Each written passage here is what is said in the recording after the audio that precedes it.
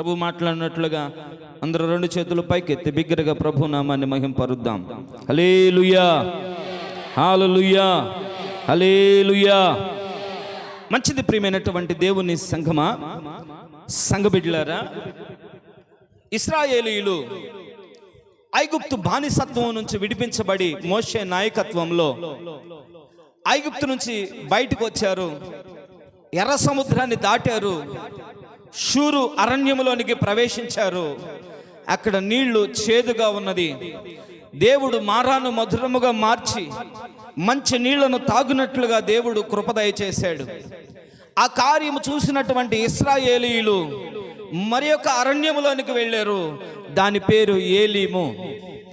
ఏలీముకి వెళ్ళిన తర్వాత ఇశ్రాయేలీయులకి 12 నీటి బుగ్గలు 70 ఈత చెట్లు కనపడినయట. ప్రియమైనటువంటి దేవుని బిడ్డలారా, ఇక్కడ ఇశ్రాయేలీయులు 70 ఈత చెట్లను చూసినట్లుగా, వారు అక్కడే ఉన్నట్లుగా మనం చూస్తూ ఉన్నాం. ప్రియమైనటువంటి దేవుని బిడ్డలారా, బైబిల్ గ్రంథంలో దేవుడు ఏదైనా జంతువును కానీ, ఏదైనా వస్తువును కానీ, ఏదైనా చెట్టును కానీ రాయించాడంటే దాని ద్వారా మనకేదో దేవుడు నేర్పించాలని రాయించాడే తప్ప వృధాగా రాయించలేదు. ప్రియులారా, ఇక్కడ నేను 12 నీటి బుగ్గల గురించి చెప్పదలుచుకోలేదు, కానీ ప్రభు చిత్తమైతే మరొక వారం 12 నీటి బుగ్గల గురించి మాట్లాడుతాను.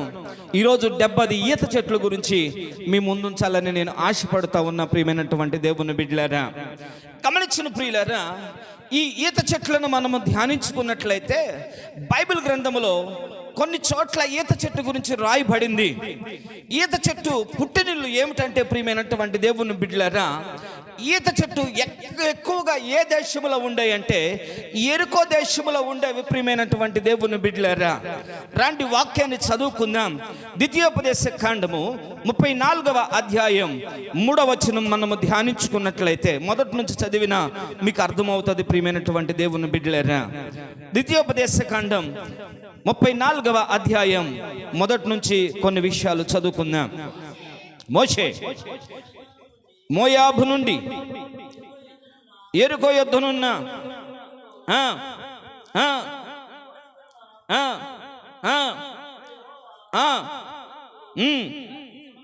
దాను వరకు గిలాదు దేశమంతయు, నప్తాలి దేశమంతయు, ఎఫ్రాయిము మనష్షేల దేశమును, పశ్చిమ సముద్రం వరకు యూదా దేశము, ఈత చెట్లు గల యెరికో లోయ చుట్టూ ఏమున్నాయట? ఈత చెట్లు ఉన్నాయి. దేవునికి స్తోత్రం, హల్లెలూయా. ఈత చెట్లకు పుట్టనీళ్ళు ఏంటంటే యెరికో. ఏంటంట? ఈత చెట్టుకు పుట్టనీళ్ళు యెరికో. యెరికో ఈత చెట్లు పెరగటానికి అనుకూలమైన స్థలం. యెరికో ఈత చెట్టు ఎదగటానికి అనుకూలమైన ప్లేస్. అయితే ప్రియమైనటువంటి దేవుని బిడ్డలారా, ఈ ఈత చెట్టు గురించి మనము ధ్యానించుకున్నట్లయితే ఈత చెట్టు దేనికి సాదృశ్యంగా ఉందంటే శపితమైన దానికి సాదృశ్యంగా ఉంది. దేనికి సాదృశ్యంగా ఉంది? శపితమైన దానికి సాదృశ్యంగా ఉంది. ఎందుకు ఈత చెట్టు శపితమైన దానికి సాదృశ్యంగా ఉందంటే యెరికో గురించి చెప్పాడు. ప్రియమైనటువంటి దేవుని బిడ్డలారా, యెహోషువ గ్రంథం 6వ అధ్యాయము 17వ వచనం చదువుకుందాం. యెహోషువ గ్రంథం 6వ అధ్యాయం 17వ వచనం. ఈ పట్టణమును దీనిలోనున్నది యావత్తు యెహోవా వలన శపింపబడెను. చాలు. ఏంటంట? ఈ పట్టణమును దీనిలో ఉన్న యావత్తు యెహోవా వలన శపించబడినది. ఇప్పుడు యెరికోలో ఉన్న సమస్తము శపించబడినది అనగా యెరికోలో ఉన్న ఈత చెట్టు కూడా ఏమైంది? ఈత చెట్టు కాకుండా మిగిలిందంతా శపించబడిందని చెప్పాడా? మనం చదువుకున్నటువంటి ద్వితీయోపదేశకాండం 34వ అధ్యాయం 3వ వచనములో ఈత చెట్టు యొక్క పుట్టినిల్లు యెరికో అని మనం చదువుకున్నాం. ఇక్కడ ప్రభు అంటున్నాడు, యెరికో ఏమి చేయబడిందంట? శపించబడింది. దేవునికి స్తోత్రం, హల్లెలూయా. గమనించిన ప్రియమైనటువంటి దేవుని బిడ్డలారా, ఈ ఈత చెట్టు శపితమైన దానికి సాదృశ్యం. అదే విధముగా ప్రియులారా, దేవుడు యెరికోను దానిలో ఉన్న సమస్తాన్ని శపించాడు. ఇదిగో ఈ ఈత చెట్టు కూడా శపించబడింది. మరి మనం శపించబడలేదా? ఏమా, దేవుడు మనల్ని శపించాడా లేదా? చెప్పాలి. రండి, ఆదికాండం 3వ అధ్యాయం చదవండి. మీకు గుర్తు వచ్చేసి ఉంటుంది. ఈ రెఫరెన్స్ చెప్పగానే కింద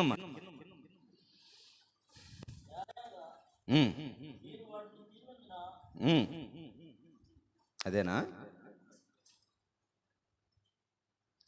9 నుంచి చదవండి.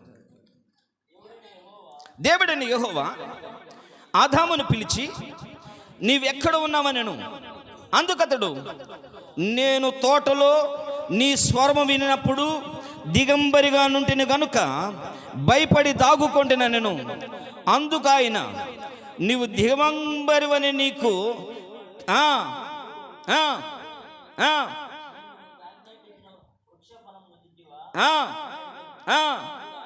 అందుకు ఆదాము, చాలు గమనించిన ప్రియులారా, దేవుడు తినకూడదన్న ఫలాన్ని తిని ఆదాము అవలు ఏమి చేయబడ్డారు?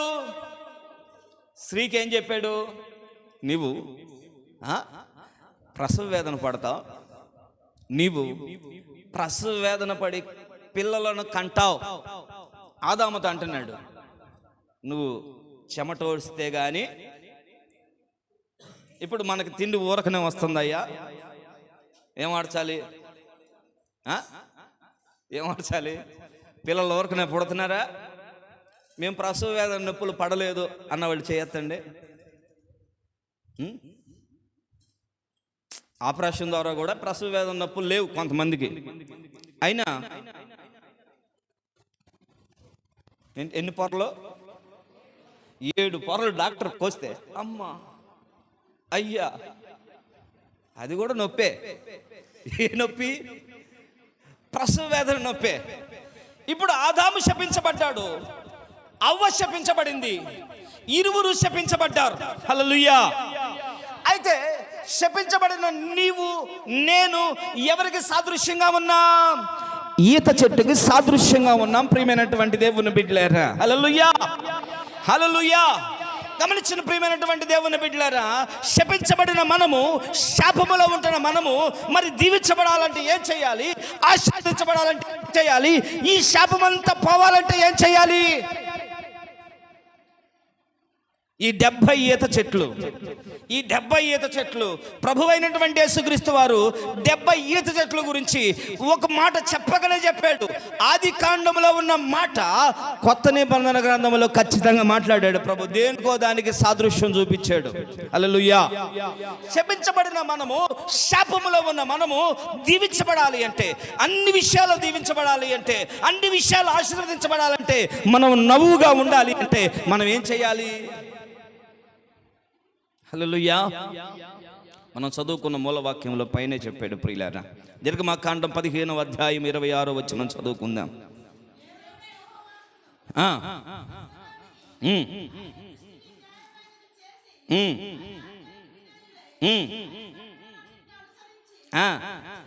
నడిచిన ఎడల ఏది మీకు రానియను, నిన్ను స్వస్థపరచు యెహోవాను నేనే. హల్లెలూయా. మన జీవితాల్లో ఏ తెగులుందో అది ఏదైనా, అప్పు కూడా ఒక తెగులే. మన జీవితంలో ఏ అనారోగ్యం ఉన్న అదేంటి? గ్యాస్ ఒక తెగులే, మోకాళ్ళ నొప్పులు ఒక తెగులే, క్యాన్సర్ ఒక తెగులే. మన జీవితంలో మనల్ని ఏది అంటాడుతుందో, అది పాపమైనా, అది తాగుడైనా, అది సిగరెట్ అయినా, అది బీడీ అయినా, అది లోకమైనా, ఏదైనా అదేంటి? ఒక తెగులే. దేవునికి స్తోత్రం. హల్లెలూయా. మనిషి ఇప్పుడు దేంతో నడుస్తున్నాడు? శాపపూరితమై, శాపాల పాలై, తెగులుతో నడుస్తున్నాం మనం. దేవుడి తెగులన్నింటినీ తీసివేసి నిన్ను స్వస్థపరిచి దేవుడు నిన్ను ఆశీర్వదించాలంటే, నువ్వు దీవెనగా మారాలంటే ఏం చేయాలి? ఇక్కడ అంటున్నాడు 15వ అధ్యాయము 26వ వచనంలో, మీ దేవుడైన యెహోవా వాక్కు ఏం చేయాలట? ఏం చదువుతున్నాడు మనకి? 70 ఈత చెట్టుల్లో ఒకటైన మనల గురించి ప్రభు ఏం చదువుతున్నాడు? రండి, ఈ 70 ఈత చెట్లు దేనికి సాదృశ్యమో బైబిల్ లోతుల్లోకి వెళ్ళి మనము ధ్యానించుకుందాం. పరిశుద్ధ వేద గ్రంథమైనటువంటి బైబిల్ గ్రంథంలో నుంచి లూకా సువార్త 10వ అధ్యాయం. లూకా సువార్త 10వ అధ్యాయం మొదటి నుండి. ప్రభు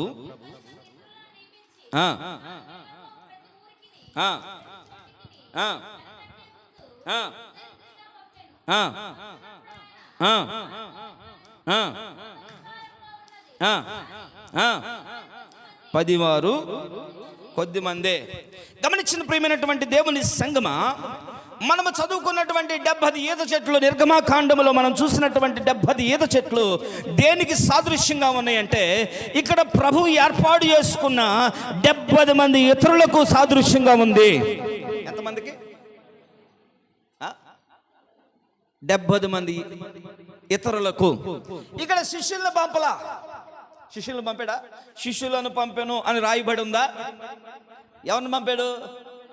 ఇతరులు. దేవునికి స్తోత్రం, హల్లెలూయా. ఎవరా ఇతరులు? ఎవరా ఇతరులు? బైబిల్ గ్రంథంలో పేతురు యొక్క ప్రసంగాలు ఎలాగుండేయో తెలుసా? అప్పుడు పేతురు యూదులకే స్వార్థ ప్రకటించేవాడు, కానీ అన్యులకి స్వార్థ. అన్యుడు ఎవడైనా వచ్చి వాక్యం చెప్పమంటే, మా పిల్లల్ని పట్టుకోండి, ఇటువైపు చూడండి అందరూ. దేవునికి స్తోత్రం, హల్లెలూయా. నేను ప్రతి ఒక్కరిని చూస్తున్నా. ఎవరు దిక్కులు చూస్తున్నారు, ఎవరు పిల్లల వైపు చూస్తున్నారు, ఎవరు వెనక్కు చూస్తున్నారు, ఎవరు ముందుకు తెలుస్తున్నారు, బాగా తెలుసు నాకు. పాస్టర్ గారు చూస్తలేదు అనుకో మాకండి. ఏమేంది ఇటు చూస్తుందని నాకు అటే వెళ్ళుద్ది ఇక వాక్యం. నేను ఇటు వెళ్ళాలంటే నా వైపే చూడండి. దేవునికి స్తోత్రం, హల్లెలూయా. గమనించిన ప్రియమైనటువంటి దేవుని బిడ్డలారా, ఆ కాలంలో యూదులకే గాని సువార్త, అన్యులకి లేదు. మనకందరికీ తెలుసు. ఒక స్త్రీ వచ్చి, నా బిడ్డ దురాత్మ పట్టి బాధపడుతుంది అయ్యా అంటే, ప్రభు అన్నాడు, పిల్లలకు పెట్టే రొట్టె ముక్కలు కుక్క పిల్లలకు పెట్టుట మనం ఎవరివి? నీకున్న రక్షణ బట్టి, నీకున్న మారు మనసును బట్టి, నీకున్న భక్తిని బట్టి మనం అతిశయపడాల్సిన అవసరం లేదు. కొంతమంది బైబిల్ ఎక్కువ చదివితే అదొక గర్వం, పాట ఎక్కువ పాడితే అదొక గర్వం. ఏంటి, మా సత్యాకి ఒక పాట పాడాడు సార్లా పోయిన వారం, ఇంకో పాట ఎత్తాడు. ఏం సత్యా ఇంకెవరు పాడొద్దా అన్న? ఇంకోటి పాడాల్సింది అసలుకే. యవనస్తులు కాబట్టి పాడాలి, హల్లెలూయా, పాడాలి. యవనస్తుడు ఎవరు రాలేదు కాబట్టి 2 పాడారు. మీరు వస్తే మనం ఎప్పుడు రాము? ఎప్పుడు రాము? నీకు దేవుడు స్వరం ఇచ్చింది పాడటానికి కాబట్టి పాటల సమయానికి నువ్వు ఎక్కడికి రావాలి? ఎక్కడికి రావాలి? పాటలన్నీ అయిపోయిన తర్వాత వస్తే మీ మొహం నేను, నా మొహం మీరు చూడటం తప్ప ఏమీ లేదు. హల్లెలూయా. ప్రేమతో చెప్తున్నా, పాటలు పాడేవాళ్ళు అందరూ ఏ సమయానికి రావాలి? మా జన్నమ్మ ఈరోజు పాడలేకపోయిందే అని ఒక బాధ ఉంటుంది మనసులో, బయటికి చెప్పుకోలేం. ఎప్పుడు రావాలి మరి? ఎప్పుడు రావాలయ్యా? ముందే రావాలి. పిల్లలు యవనస్తులు సత్య, ఇస్సాకు, విజయ్ రాత్రి 7 వండుకుంటారు. పొద్దున్నే లెగిసి పట్లన్నీ బయట వేసి ఊడ్చి పరిచర్య చేసి మళ్ళా బిడ్డలు అంత దూరాన్ని పోయి రెడీ అయ్యి పాటల సమయానికి వస్తున్నారు. మనం మందిరంలో ఏ పని చేయట్లేదు కదా, ఏ పని అయినా చేస్తున్నామా? హల్లెలూయా. ఏ పని చేయం, కానీ లేటుగా వస్తాం. దేవుని సన్నిధానానికి లేటుగా రాకూడదు. పాస్టర్ గారు చెప్పారు కదా, లేట్ అంటే రాస్తాంగా. జోసఫ్ గారు లేట్ అంటే సచ్చాడు. ప్రేమతో చెబుతున్నా, లేటుగా రావద్దు. దేవుని సన్నిధిని నిర్లక్ష్యం చేయొద్దు. ఏదో ఒక వారం 12 లేట్ అయ్యారేమో, ఏదో ఒక వారం లేట్ అయ్యారేమో. ప్రతి వారం లేటుగా రావటానికి ఏమంటాడే కానీ. హల్లెలూయా. దేవుని సన్నిధికి మనం భయము భక్తితో రావాలి. గమనించిన ప్రియమైనటువంటి దేవుని బిడ్డలారా, దేవుడు మనకిచ్చిన ఆధిక్యతను బట్టి, మనకిచ్చిన స్వరాన్ని బట్టి, మనకిచ్చిన రక్షణ బట్టి, ఈ రక్షణ ఎలాగొచ్చింది? మనకి ఊరకనే వచ్చింది. ఈ ఊరకనే వచ్చిన రక్షణ బట్టి మనం ఏం చేయకూడదు? అతిశయపడకూడదు. హల్లెలూయా. ఇక్కడ ఏమంటుంది? నేను ఒక్కనే ప్రభువా. హల్లెలూయా. ఇక్కడ ఇతరులు అనగా నీకు నాకు సాదృశ్యంగా ఉంది. ఎంతమంది ఇతరులు? 70 మంది ఇతరులని దేవుడు ఏర్పాటు చేసుకొని ఆ ఊరు ఇద్దరిని పంపించుకుంటూ వెళ్ళాడు. ఎందుకు పంపించాడంటే ఇద్దరిని అక్కడ చెప్పకనే చెప్పాడు. ప్రియమైనటువంటి దేవుని బిడ్డలారా, ప్రతి చోటికి తనకంటే ముందు ఇద్దరిద్దరుగా పంపినప్పుడు ఆయన వారితో ఇట్లనెను, కోత విస్తారముగా ఉన్నది కానీ పనివారు ఏందంట? ఆ 70 ఈత చెట్లు 70 మందికి సాదృశ్యం. ఈ 70 మంది ఈత చెట్లు శపితమైన వాటికి సాదృశ్యం. ఈ 70 మంది శపితమైనటువంటి సాదృశ్యం. శపితమైన మనము దీవెనకరంగా మారాలి అంటే ఏం చేయాలి? దేవుని మాటను ఏంటి ఆ మాట? కోతెంతో విస్తారముగా ఉన్నది కానీ పనివారు కావాలి. ఈ పనిలో బయటికి డబ్బులు కనపడవు. ఈ పనిలో బయటికి ఆశీర్వాదం కనపడదు. ఈ పనిలో బ్యాంక్ బ్యాలెన్స్ కనపడదు. ఈ పనిలో ఏది కనపడదు.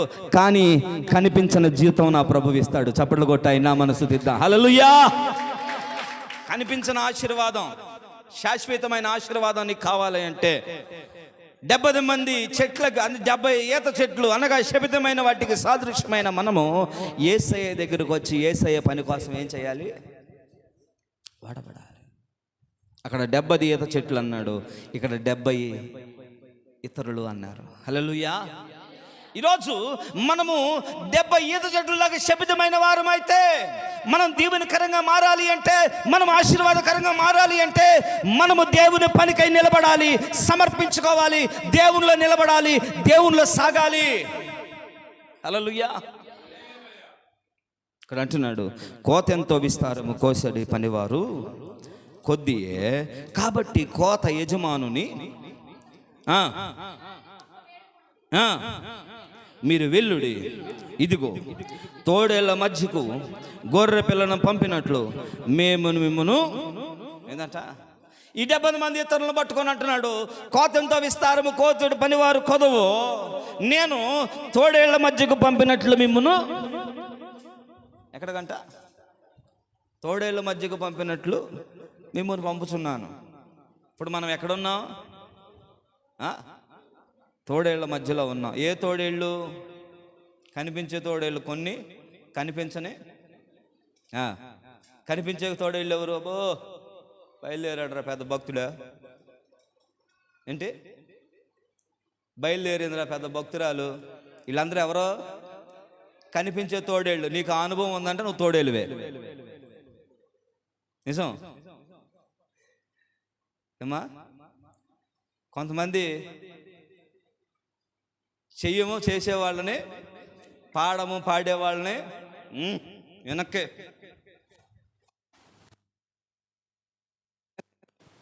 వెనక్కి మెస్కే వెళ్తున్నారు. సహోదరి ప్రార్థనకి వెళ్ళాలి,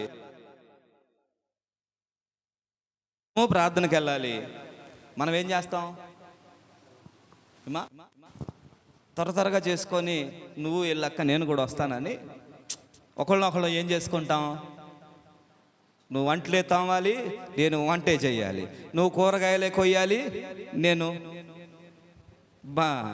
గరిటే తిప్పాలి. అక్క ప్రార్థన టైం అవుతుంది కదా, అంటలు అయిపోయినాయిగా, ఉండక్క నేను కూడా చేస్తాను అంటావా? ఏమండే అంటావా? అర్థం లేదు మనకి. హల్లెలూయా. ఈరోజు ఈ వాక్యం వింటున్న ప్రియమైనటువంటి దేవుని బిడ్డలారా,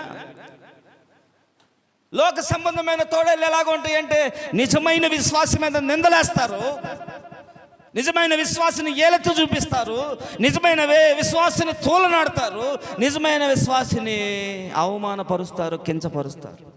హల్లెలూయా. ఇప్పుడు మనం ఎవరి మధ్య ఉన్నాం? ఈ తోడేళ్ళ మధ్యలో మనం ఏం చేయాలి? దేవుని పని చేయాలి. నన్ను అలాగంత కాబట్టి నేను ఎవరు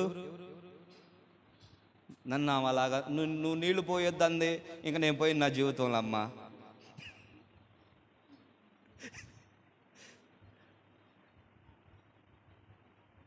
కాదు.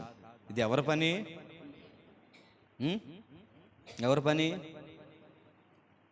నేను వడ్డించినోడిని సంఘాల్లో. చికెన్ కావాలండి, చికెన్ వడ్డిస్తా. నేను వడ్డించిన మొహాలు ఇట్లా చూస్తారు. ఎవరు చూస్తారు? నీకెందుకు అక్క?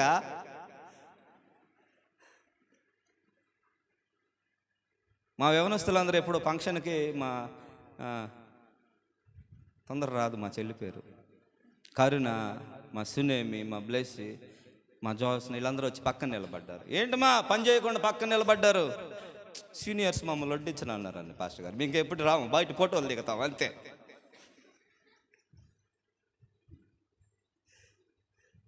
అప్పుడు అవసరాన్ని బట్టి అన్నారేమో సీనియర్స్.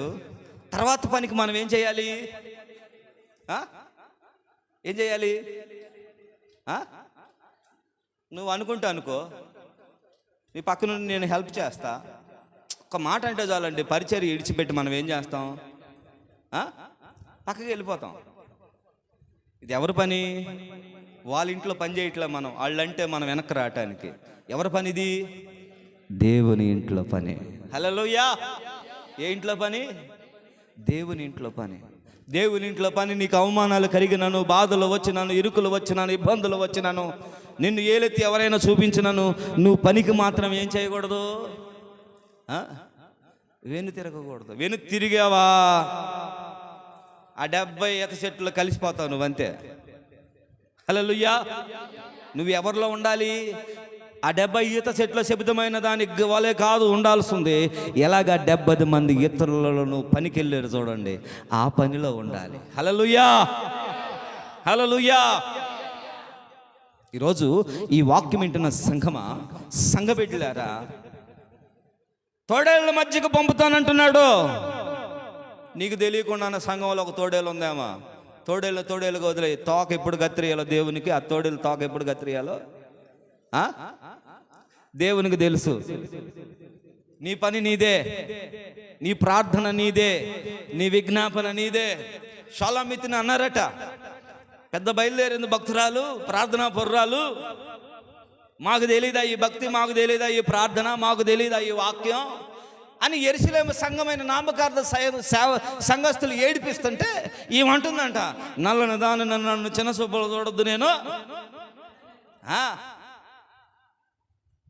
ఏమంటుందో తెలుసా? పొలములోని ఎర్రలను బట్టి లేలను బట్టి మిమ్మల్ని బ్రతిమలాడుకుంటున్నాను, నన్ను పని చేసుకొనివ్వండి, ప్రార్థన చేసుకొనివ్వండి. దేవుని పని ఎలాంటిదంటే బతిమలాడుకొని. ఏంటి దేవుని పని ఎలాంటిది? దేవుని పని ఎలాంటిది చెప్పాలి, గట్టిగా చెప్పాలి. దేవుని పని ఎలాంటిది? బతిమలాడుకొని చేసుకోవాలి. దేవుని పని ఎలాంటిది? గట్టిగా చెప్పండి అందరూ. దేవుని పని ఎలాంటిది? బతిమలాడుకొని చేసుకునేది. ఈ కాలంలో బతిమలాడుకుంటేనే తప్ప ప్రార్థనకు రావట్లా.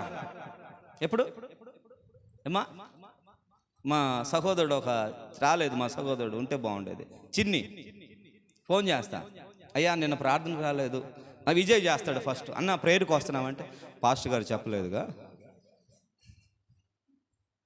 ఎవరు చెప్పలా? విజయ్ నా దగ్గరికి వచ్చి చిన్నికి చేసావా? నేను చెప్తా ఎస్సాకి విజయ్కి వాళ్ళకి ఫోన్ చేయని చేస్తాడు. పాస్టర్ గారు చెప్పలే, చెప్తే వస్తాలే, నేను చేస్తా. అయ్యా నాకు గుర్తుంది కానీ అమ్మా. ఏంటి ప్రార్థన? నేను గుర్తు చేసేది కాదు. ఎవరు గుర్తు రావాలి?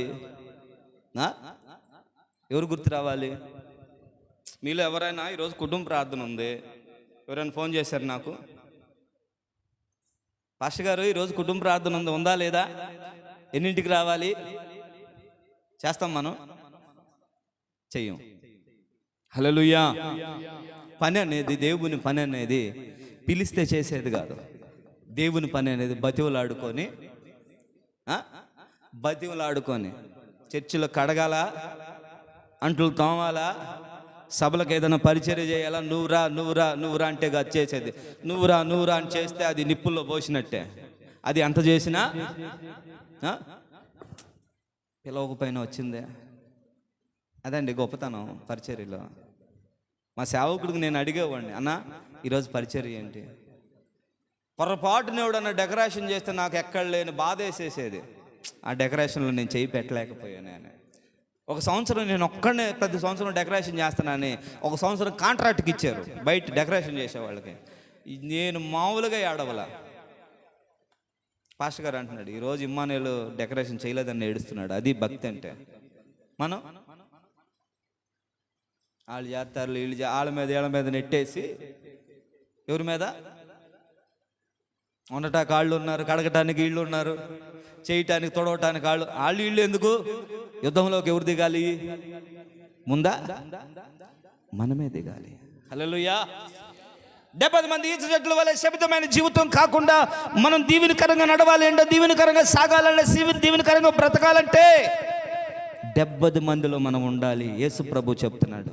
70 మందిని ఇద్దరిద్దరుగా పంపిస్తూ తోడేళ్ల మధ్యకు పంపిస్తున్నాడు. ఈరోజు మనం తోడేళ్లలో ఉన్నాం, తోడేళ్ల మధ్యలో ఉన్నాం, నిందలు వేసే వారి మధ్యలో ఉన్నాం. కానీ వాటి వైపు మనం చూడకూడదు. ఎవరి వైపు చూడాలి? దేవుని సేవ వైపు, పరిచర్య వైపు, దేవుని కోసం కష్టపడే వైపు, ప్రార్థన వైపు, మోకాళ్ళ వైపు మనం చూడాలి. తోడేళ్ల వైపు చూస్తే మనం పరిచర్య చేయలేం. హల్లెలూయా. అందుకే అంటున్నాడు. మరి ఒక మాట చదువుకుందాం రండి ప్రియులారా. మీరు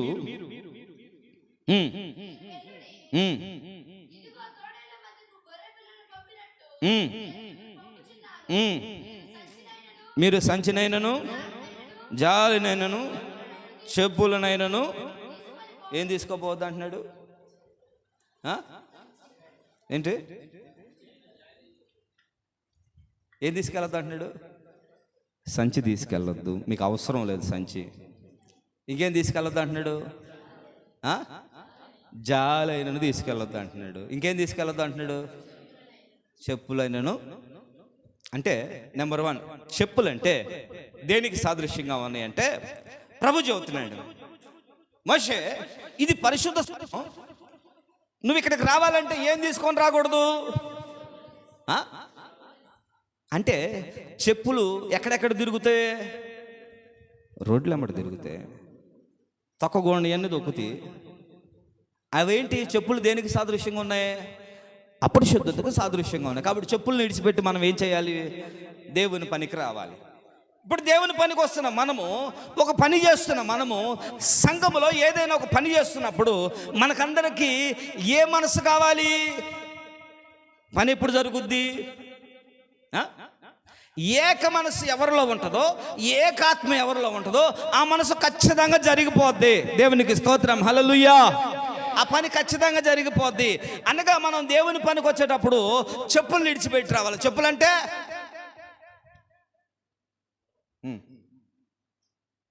అంటే నా కుమారి మీద ఎంత ఉంది, కుమారితో పని చేయటానికి వచ్చా, కలిసి చేసుకోగలవా? పొరపాటున కరివేపాకులు అన్నా అంది. ఏమేమి నాకు చెప్పేది అంట, ఏమంత ఏం భక్తి అంత ఏంటి? అందుకే విడిచిపెట్టి వెళ్ళమంటున్నాడు పరిచర్యకి. ఏమి విడిచిపెట్టి వెళ్ళాలి? నాకు చెప్పే అంతదైందా? ప్రభు ప్రేమను బట్టి ఈరోజుకి కూరలో కాయలు కోసే భాగ్యం ఇచ్చాడు దేవుడు నాకు. మీరు గమనించారా? మీరందరూ పని చేస్తే నేను ఖాళీగా ఉండను. చాకు తీసుకొని ఉల్లిపాయలు కోయటము, కూరగాయలు కోయటము. నా బతుకు ఇంత దూరం వచ్చిందంటే ఆ తగ్గింపే. హల్లెలూయా. చెప్పులు విడిచిపెట్టి పరిచర్య చేయాలి. ఇక్కడ ఉన్న గర్వాన్ని, కోపాన్ని, అసూయను, ప్రతిదాన్ని ఏం చేయాలి మనం పరిచర్యకు వచ్చినప్పుడు?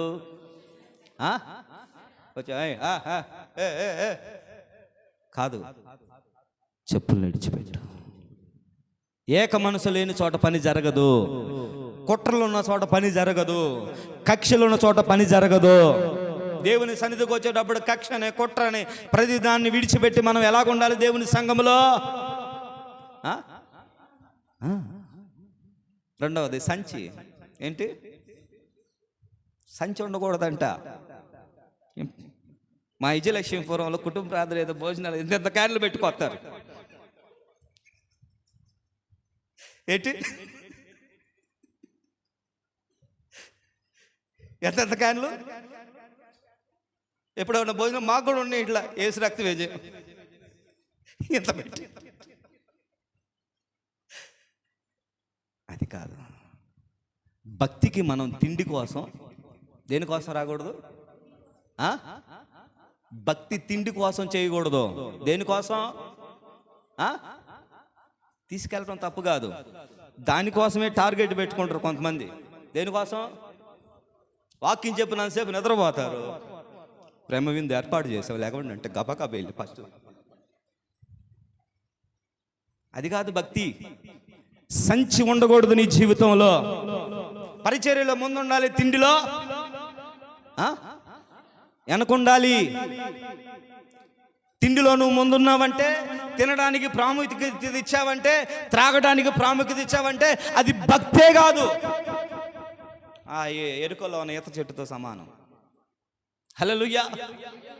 తిండికి ప్రాముఖ్యత ఉండకూడదు సంఘంలో. దేనికి ప్రాముఖ్యత ఉండాలి? ప్రభు అంటున్నాడు, ప్రియులారా, మనిషి కుమారుడు దేని ద్వారా బ్రతుకుతాడట? రొట్టె వలన కాదు గాని దేవుని నోటి నుంచి వచ్చే దేవుని మాట నుండి బ్రతుకుతాడట. చప్పట్లు కొట్టాయి నా మనసు. హల్లెలూయా. మన భక్తి ఎక్కడ బ్రతకాలో తెలుసా? ఈ మధ్య ఇక్కడ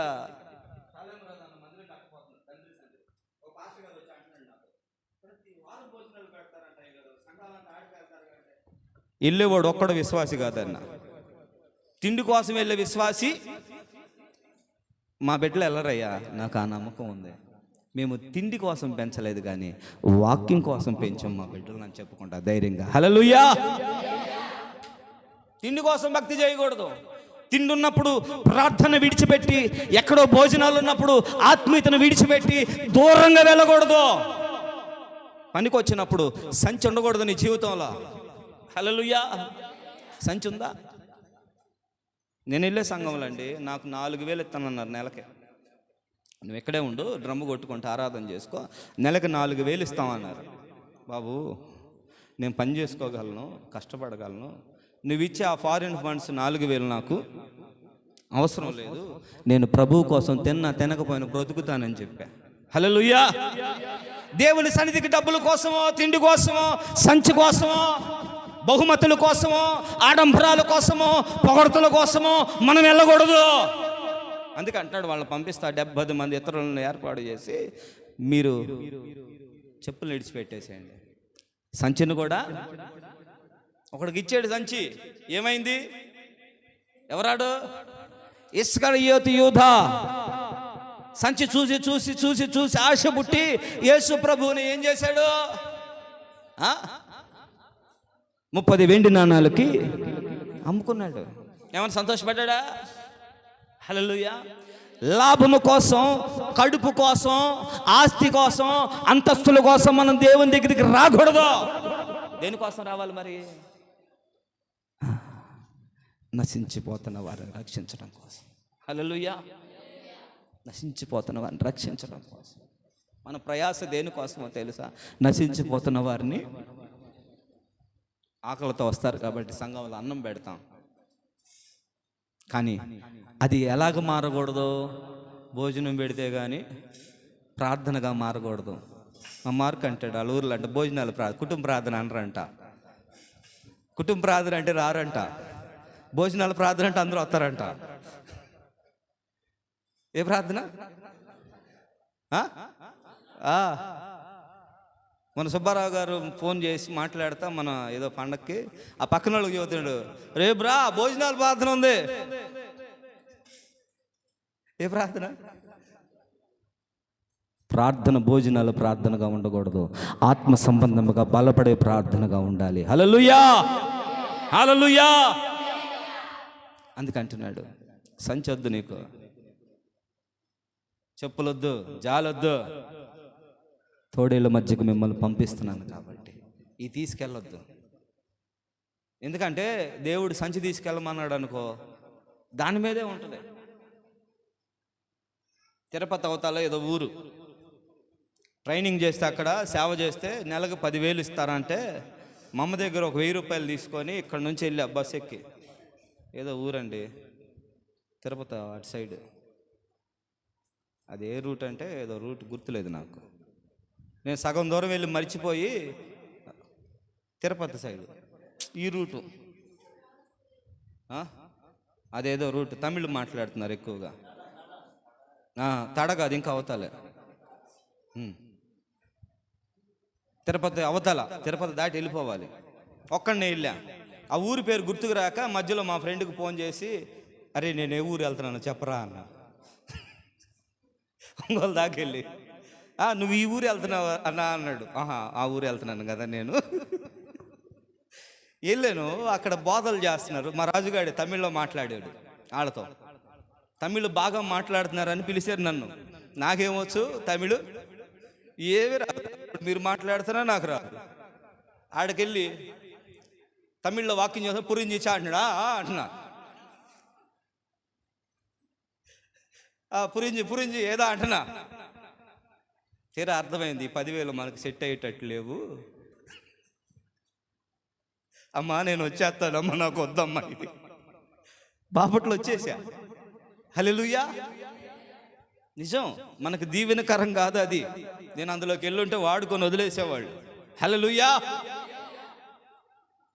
కింద అంటున్నాడు, చదువమ్మా.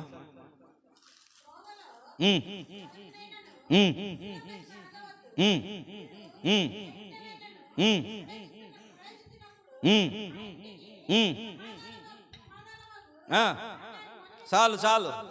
దేవుని పనికొచ్చిన నీవు, శపితమైన ఎరుకలో ఉన్న 70 ఈత చెట్లలో భాగమైన నీవు దీవించబడాలి అంటే వెళుతున్న మార్గంలో నువ్వు ఏ ప్రశ్నలు అడగకూడదంట.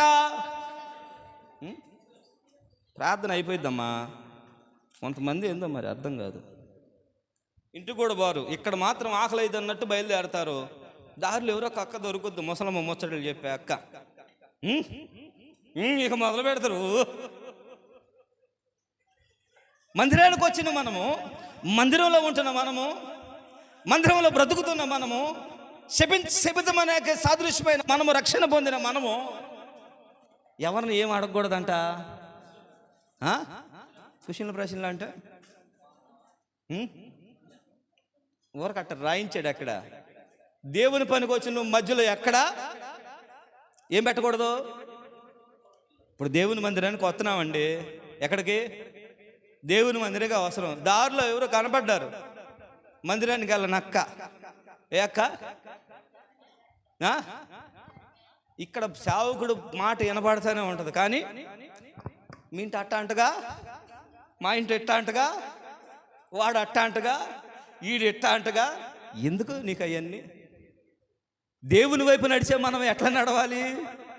మన చూపు ఎక్కడ ఉండాలి? దేవుని సన్నిధికి నడిచే మనం మధ్యలో ఎక్కడ, ఎవరి దగ్గర ఆగమాకండి, కుశల కోసం అడగమాకండి. మిమ్మల్ని చేర్చుకునే వాళ్ళ దగ్గరికే, ఎక్కడికి? మిమ్మల్ని చేర్చుకునే వారి దగ్గరికే వెళ్ళండి. ఎవరు చేర్చుకుంటారు మనల్ని? ఏమా? ఆత్మ సంబంధమైనటువంటి వారు, దేవునిలో ఉన్నవారు, దేవుని ఆసక్తి కలిగిన వారు, దేవుని నడిపింపగలిగిన వారు మనల్ని చేర్చుకుంటారు. నిజం అది. హల్లెలూయా. కొంతమంది ప్రియులారా, వాళ్ళ ఇంటి ముందుకు వెళ్ళిన ఇంట్లోకి రమ్మనరు. ఎందుకు? రోడ్డు మీద అయితే చక్కగా అందరు చూస్తుంటారు, ముచ్చట పెట్టుకోవచ్చు, ఓ నన్ను చూసి ఓ ఇది అనుకోవచ్చు. కొంతమంది ఏం చేస్తారు, అందరూ చూస్తారక్క మనం బయట నిలబడితే. హల్లెలూయా. కింద మాటలు చదవమ్మా.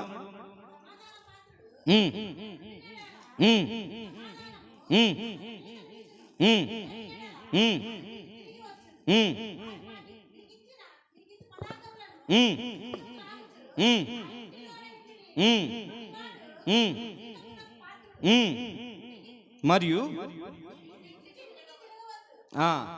ఏం చేయకూడదంట? నా సొంత మాట కాదక్క, దయచేసి క్షమించండి. ఎక్కడెక్కడ తిరగకూడదంట? ఖాళీగా ఉంటా, అమ్మో నాయనో. కొంచెం ఖాళీ దొరికితే ఈ ఇంట్లో చుచ్చి పెడతాం, ఆ ఇంట్లో చుచ్చి పెడతాం. ఈ జీవితం ఉందంటే దేవుని పనికో, దేవుని సేవకు, దేవునిలోకి వచ్చిన నీకు ఆ ఈత చెట్టులో భాగస్తులమే మనం. హల్లెలూయా. ఎక్కడ ఉండాలి మనం? ఏమా జ్ఞానవంతురాలు ఏం చేసిద్దంట? ఎవరు ఇల్లు కట్టిద్దంట? తన ఇల్లు కట్టుకుంటుంది. ఇల్లు కట్టుకుంటాం అంటే ఏంటి? ఇంట్లో ఒక బలిపీఠం ఏర్పాటు చేసుకొని మోకరించి కన్నీరు గారుస్తూ, నా ఇంటిని దీవించు ప్రభువా, నా ఇంటిని దీవించు ప్రభువా, నా భర్తను దీవించు ప్రభువా, నా బిడ్డలను దీవించు ప్రభువా, నా కుటుంబాన్ని దీవించు ప్రభువా అని జ్ఞానవంతురాలు ఇంట్లో కూర్చొని ప్రార్థన చేసి కన్నీరు గార్చి ఇల్లు కట్టుద్ది. కానీ ఇల్లు తిరిగే లక్షణం మంద కాదు. ఎవరిది? ఏమా ఆ 70 ఈత చెట్లుది. శపితమైన ఎరుకో అనుభవం కలిగింది. హల్లెలూయా. దేవుడు నీ శాపాన్ని తీశాడు, నీలో ఉన్న సమస్తాన్ని, లోకాన్ని తీసివేసి ఉచిత రక్షణ దేవుడు ఇచ్చి దేవుని సన్నిధిలో నిలబెట్టిన తర్వాత ఇదిగో సమస్తము ఏమైపోవాలి? పాతవి గతించను, నూతనం అవ్వాలి. హల్లెలూయా. ఖాళీ దొరికితే ఎవరన్నా వచ్చారా? వాళ్ళు కూడా నీ ఇంట్లో బలిపీఠం చేసి ఏం చేయాలి? కూర్చోబెట్టు, ప్రార్థన చేయించు. అనవసరమైన వ్యర్థమైన మాటలు మాట్లాడుతా మనం చెప్పుకున్నాం. ఏంటి తల్లి? వినడం కూడా తప్పే. పోయిన వారం వాక్యం బోధించాను ప్రియుల మధ్యాహ్నం. వినడం కూడా తప్పేనంట, చెప్పడం కాదు. ఎవరన్నా నీకు తప్పుడు వార్త చెబుతున్నారు అనుకో, అది వినడం కూడా తప్పే, చెప్పడం కాదు, వినడం కూడా. గాంధీ తాత చెప్తాడు, చెడు వినకూడదు. 3 కోతి బొమ్మలు పెడతారు, కోతికి కళ్ళగంతులు ఇట్లా పెడతారు. చెడు చూడకూడదు, చెడు వినకూడదు, చెడు విన్నా కూడా తప్పేనంట. జాగ్రత్త, మరి మీ ఇష్టం. ఎవరెవరో వచ్చి నీ దగ్గర ఏ దేవునికి వ్యతిరేకమైన మాటలు చెబుతున్నప్పుడు వింటే అవి కూడా వ్యర్థమే. హల్లెలూయా. లోకస్తులు నీ దగ్గరికి వచ్చి డబల్ మీనింగ్ మాటలు చెప్పినప్పుడు, లోక సంబంధమైన మాటలు చెప్పినప్పుడు వాటిని ఏం చేసేయాలి? తోసే. మనకు అవసరం లేదు. ఎందుకంటే మన ఆత్మీయత, మన పరిశుద్ధత ఏమైపోయిద్ది? తగ్గిపోద్ది. మా యెషయా అని అంటుంటాడు, ఆటోలో ఉన్నంతసేపు దేవుని పాటలు బాగా వింటాడంట. వాళ్ళు వచ్చి కూర్చోగానే అన్నా అటు వెళ్ళిపోద్దంట మైండ్. హల్లెలూయా. మరి మన ఆటోలో మనం ఉంటే హ్యాపీగా, పక్కవాడు ఆటోలోకి వెళ్తే ఇక, పక్కింట్లోకి వెళ్తే ఇంకా, అవతల ఇంట్లోకి వెళ్తే ఇంకా. హల్లెలూయా. వెళ్ళడం తగ్గిద్దాం. అందుకే అంటున్నాడు, ఎక్కడెక్కడ తిరగొద్దు అంటున్నాడు. వద్దు. అయితే ప్రియులరా, ఈ 70 మంది దేవుడు చెప్పిన మాటలు విని యేసయ్య నామములో దెయ్యాలను వెళ్ళగొట్టారంట. చప్పట్లు కొట్టాయి నామాన్ని స్తుతిద్దాం. హల్లెలూయా, హల్లెలూయా. ఎందుకు ఈ 70 మంది దెయ్యాలను వెళ్ళగొట్టారంటే, వీళ్ళని చూసినప్పుడు, వీరి ప్రభావం మనుషుల మీద పడినప్పుడు దెయ్యాలు ఎందుకు పారిపోయినాయి అంటే, వీరు చేసిందేంటి? దేవుడు చెప్పినట్లుగా విన్నారు, పరిచర్యకు వెళ్ళారు, ఏది ఆశించలేదు, ప్రభు కోసం బ్రతికారు, ఇల్లు తిరగలేదు. మరి మనం అయితే ఈత చెట్టు ఏమైందో తెలుసా? ఈ 70 మంది ఈత చెట్లు, 70 మందికి సాదృశ్యం వారు ఏ విధంగా వాడబడ్డారో ఈ శపితమైన ఈత చెట్టు కూడా వాడబడుతుంది. ఈత చెట్టు ఒకటి, ఖర్జూరపు వృక్షం ఒకటి, ఒకే జాతికి చెందినవి. ఈత చెట్టు ఒకేలాగుంటుంది, ఖర్జూరం చెట్టు కూడా ఒకేలాగుంటుంది. ఈత చెట్టు ఒకే జాతి, దాంట్లో ఉన్న ఖర్జూరపు చెట్టు కూడా ఒకే జాతి. దాని కాయలు ఒకటే, దీని కాయలు ఒకటే. కాబట్టి ఇది చిన్నది, అది పెద్దది. హల్లెలూయా. అయితే ఈ ఈత చెట్టు, శపితమైన ఈత చెట్టు, 70 మంది వాళ్ళ మాట విన్నారు, దేవుడు నామకరణతగా నిలబడ్డారు. ఈత చెట్టును కూడా దేవుడు వాడుకుంటున్నాడు, శపితమైన ఈత చెట్టుని. మనం కూడా దేవుని మాట అంటే మనల్ని కూడా దేవుడు ఏం చేస్తాడు?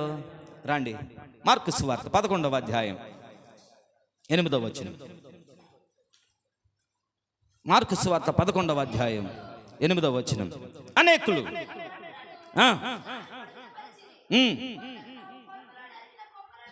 ఆ, చాలు చాలు.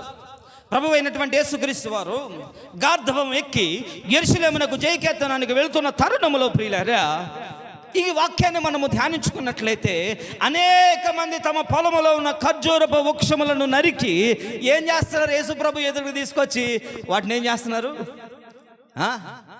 ఇదిగో నీ రాజు వచ్చుచుండే, సియోన్ కుమారి సంతోషించు, యెరూషలేము కుమారి ఉల్లాస. ఇదిగో నీ రాజు వచ్చుచుండే, సంతోషించు, యెరూషలేము కుమారి.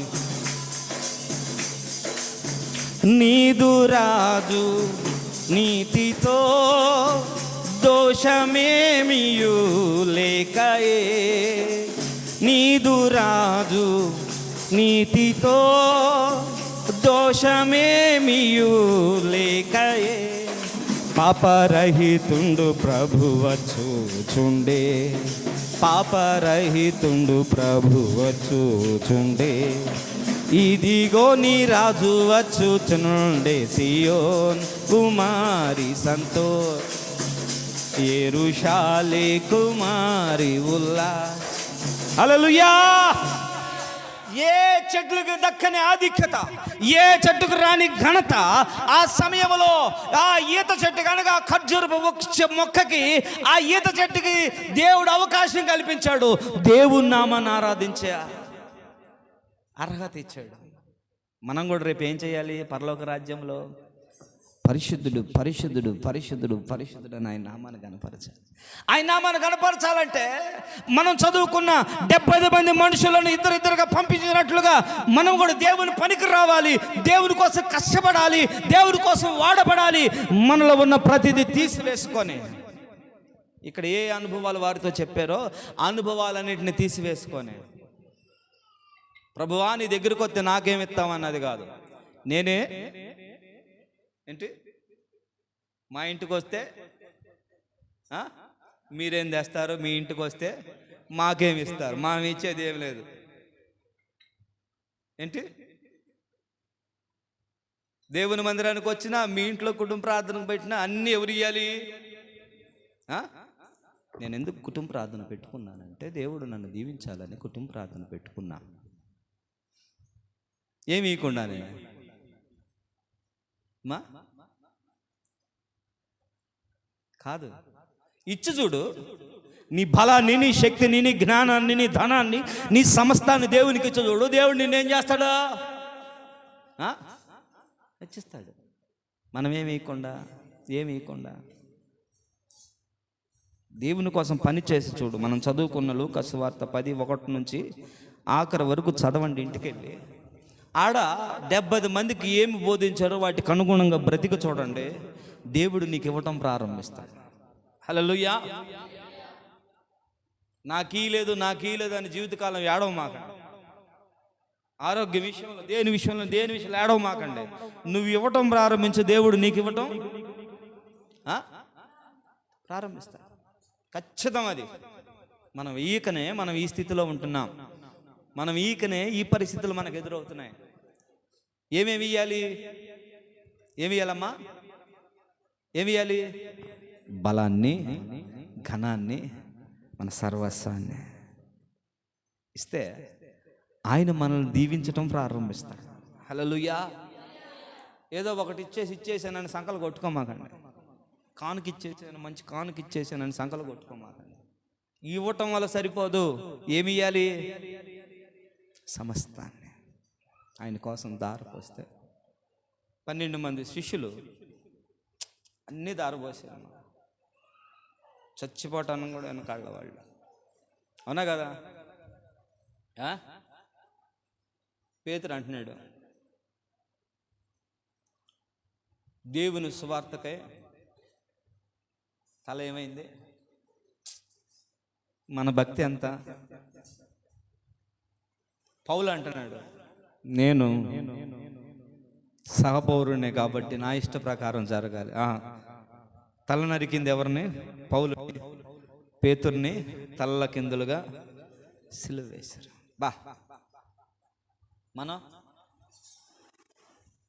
మనం ఇంకా శబితమైన దాంట్లోనే బ్రతుకుతూ శబితమైన ఎరుకు వంటి అనుభవాలు కలిగి సంచి కోసము, చెప్పుల కోసము మన ఈగోలు మనకు అట్టవు. కొంతమందికి ఏంటి ఏం అట్టవాలి? ఈగో ఉంటుంది కొంతమందికి. వాటి కోసం బ్రతకొద్దమ్మా దయచేసి. తనను తాను తగ్గించుకున్నవాడు 2024 సంవత్సరాల క్రితం ప్రభు తనను తాను తగ్గించుకొని మహిమను విడిచి, మహిమలోకమని విడిచి నరావతారిగా వచ్చి ఒకటి తక్కువ 40 దెబ్బలు తిని, ముళ్ళ కిరీటం పెట్టుకొని, 2 చేతులకు 2 కాళ్ళకు మేకులు కొట్టించుకొని, ప్రక్కలో బల్లెపు పోటు పొడిపించుకొని సిలువలో చనిపోయాడు. మనం కూడా ఏమవ్వాలి? పాట పాడటం గొప్పతనం కాదు. ఏం పాట? సిలువలో ఆ పాట పాడటం గొప్ప కాదు. బ్రతకటం ఎలా? సంచుల కోసం కాదు. సంచులు తీసి పడేసేయండి. అసలు సంచులు శేషం ఎత్తి పడేసేయండి. మనం పరిగెట్టాల్సిన దేనికోసం? భోజనాల ప్రార్థన కోసం కాదు. దేనికోసం? ఉపవాస ప్రార్థన కోసం. హల్లెలూయా. ఉపవాస ప్రార్థన కోసం. ప్రభు అయినటువంటి యేసుక్రీస్తు వారు 3 దినాలు సువార్త ప్రకటిస్తుంటే ఎవరు తినకుండానే 3 దినాలు ఎవరేం తినలే. హల్లెలూయా. అక్కడ ఆశ్చర్యకార్యం జరిగింది. 5 రొట్టెలు 2 చేపలు. ఎంతమంది తిన్నారు? మన జీవితం మాదిరికరంగా మారాలంటే దీనికోసం కాదమ్మా. దేనికోసం? ప్రభు కోసం నిలబడదాం. కుటుంబాల్ని ఆయనలో నిలబెట్టుకుందాం. మనం ధ్యానించుకున్న వాక్యాన్ని సరిగా నిలబడదాం. ఇళ్ళు అమ్మడి తిరగటం మానేసి, సంచులు మోయటం మానేసి దేవుణ్ణి మోయటం ప్రారంభించండి. గాడిద మోసింది, గాడిదకి ఘనత వచ్చింది. హల్లెలూయా. శపితమైన ఈత చెట్టు ఇప్పుడు వచ్చి దేవుణ్ణి ఏం చేస్తుంది? ఆరాధన చేస్తుంది. ఊగుతుంది. ఇట్లా ఇష్టం వచ్చిన నడుము ఊపుతుంది, చేతులు ఊపుతుంది, కాళ్ళు ఊపుతుంది, దేవుని నామాన్ని ఆరాధిస్తుంది. ఎందుకో తెలుసా? దేవుని మాట 70 మంది ఉన్నారు కాబట్టి. హల్లెలూయా. అట్లా బ్రతుకుదాం. మారకుండా ఎంతకాలం మందిరానికి వచ్చినా వ్యర్థమే. నేను చెప్తున్నా, ప్రేమతో చెప్తున్నా. మారకుండా ఎంతకాలం వచ్చినా వ్యర్థమే. చెబుతున్నా, నాకు వ్యర్థమే, వింటున్నా, నీకు వ్యర్థమే. మారితే ప్రభు నామానికి మహిమ. దేవుడిచ్చిన మాటలు దీవించును గాక. ఆమేన్. అందరూ తలలు వంచి ప్రార్థన చేసుకుందాం. హల్లెలూయా, హల్లెలూయా, హల్లెలూయా, హల్లెలూయా. అందరూ మోకాళ్ళు వేద్దామా? అవునయ్యా, నీకోసం బ్రతకటానికి సహాయం దయచే, నీకోసం జీవించడానికి సహాయం దయచే. నాలో ఉన్న సమస్తాన్ని నేను విడిచిపెట్టాలి నాయన. అయ్యా, నీ పనికి వచ్చిన, నీకోసం బ్రతకాలని నిలబడిన నేను, ఒక తీర్మానం చేసుకొని మారు మనసు బాప్టిసం పొందిన నేను, అయ్యా మీరు చెప్పిన 70 మందిలో నేను ఉండాలి అయ్యా.